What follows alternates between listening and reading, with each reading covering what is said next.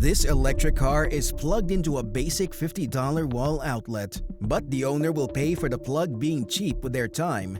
It'll literally take almost 40 hours to fully charge. That's nearly 2 whole days. Meanwhile, this other EV is using a $5,000 smart home charging station, and it'll be topped up in under 5 hours. But here's the big question, are these fancy chargers just overpriced tech with a slick app, or do they actually save time, money, and battery life? Today we'll put both the $50 wall plug and the pricey $5,000 home charging station to the test. The results might have you questioning your actual preference.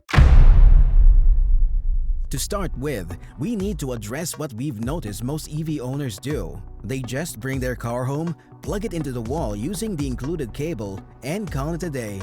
It feels so simple to do this, but that basic setup, known as level 1 charging, was never designed for modern EVs with massive batteries in the first place.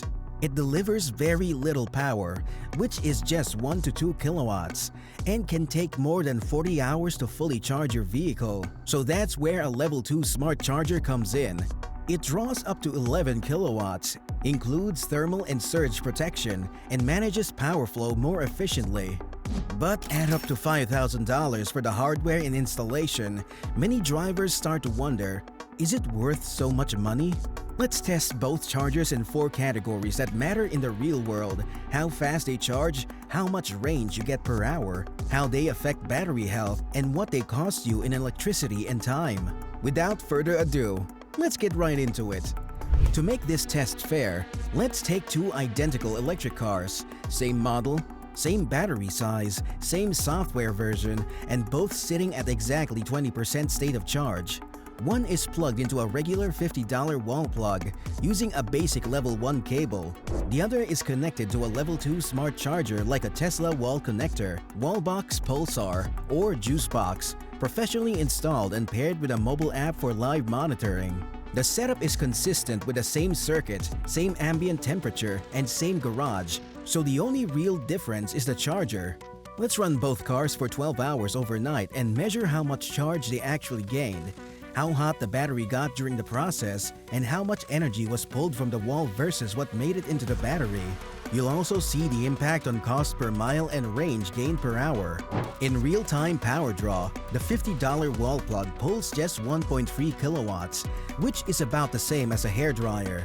The 5000 level 2 charger pulls a steady 11.5 kilowatts, which is nearly 9 times more power.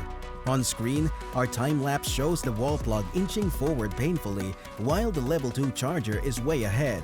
After just 2 hours, the wall plug gives us roughly 8 to 10 miles of range. Meanwhile, the smart charger faces over 70 miles.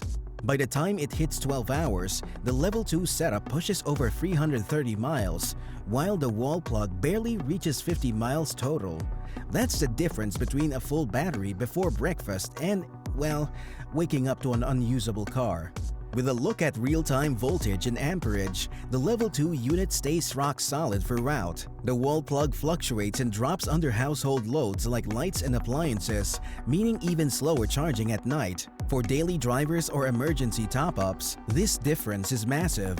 Moving on to test 2, which is to check the race gain per hour. At this rate, the $50 plug gives you just 4 miles per hour. You'll get more range walking, but let's talk numbers you can actually use: range per hour charged. For most EV owners, that's what really matters. How far can I go if I plug in now and leave for work in the morning? Over a 12-hour window, the wall plug gives an average 4.2 miles per hour, peaking at 5.1 when house usage is low. That's fine if you only drive 30 to 40 miles per day, but anything more and you'll either be running behind or constantly worrying about topping up.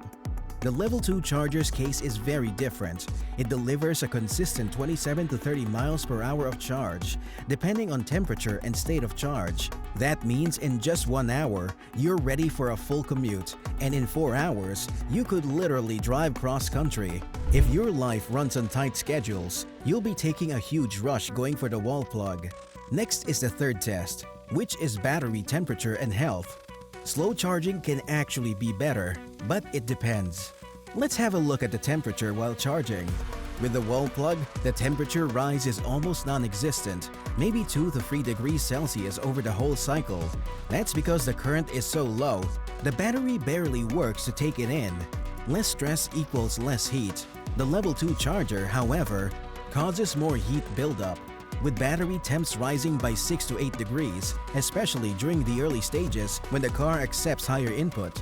But that's still well within safe operating range for modern lithium-ion packs, and the car's built-in cooling systems jarred everything stable. But the thing is, if your wall plug causes inconsistent charging, like stops and starts from house appliances or power dips, it can stress battery management systems over time. That's harder to detect, but it adds up. So yes, slow charging is gentler, but only when it's clean and stable. If it's fluctuating or pushing old wiring too hard, that gentle trickle charge could quietly wear out your battery.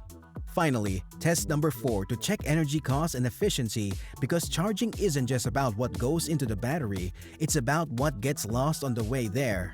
Let's compare exactly how much power each setup pulls from the wall versus how much actually makes it into the car's battery. The results are pretty eye-opening.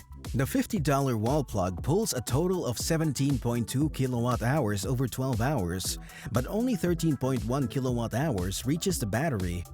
That's a 24% loss, mostly from heat in the cable, plug inefficiency, and power throttling. Add a cheap extension cord, like many people do, and those losses go up even more. The Level 2 Smart Charger, on the other hand, pulls 44.7 kilowatt-hours and delivers 42.5 kilowatt-hours to the battery. That's a 96% efficiency rate. Why? Because smart chargers manage voltage drops, balance load, and include built-in cooling and power smoothing tech. Cost-wise, this really matters.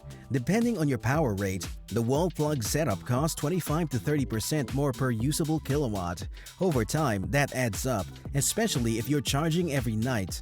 So while the wall plug feels cheaper because it's already in your garage, it's quietly wasting energy and money every time you use it. The smart charger does the exact opposite, making the most of every dollar you spend on it. Now, here's a bonus test. It's midnight and you forgot to charge. You need to leave in 1 hour, so you have to get a quick charge of your EV. So which one will be your go-to in this emergency? Let's simulate a 10% battery situation and give both setups just 60 minutes to recover. The $50 wall plug adds only 2 to 3 miles, not even enough for a quick errand. The $5,000 smart charger, on the other hand, delivers over 30 miles in that same hour. In real life, this could mean the difference between catching a flight or being stuck at home. So the smart charger is your best bet to save the day. So in all tests put together, is the $5,000 charger worth it? If you charge overnight, never drive far, and don't mind waiting, the wall plug gets the job done slowly. But if you want speed, range, and peace of mind when life throws surprises at you, the smart charger is hands down the better long-term investment. Your turn. Which setup do you use or plan to use? Would you risk it with a wall plug? Share with us in the comments. Let's see how many of us are still living that level 1 life. If you think the results of this showdown between a cheap wall plug and pricey charging stations are shocking, wait till you see what cheap tires do to an EV. In our last video, we compared a $50 tire to a $1,000 performance set, and the results were wild. Don't forget to subscribe to the channel if you truly want the best for your EV.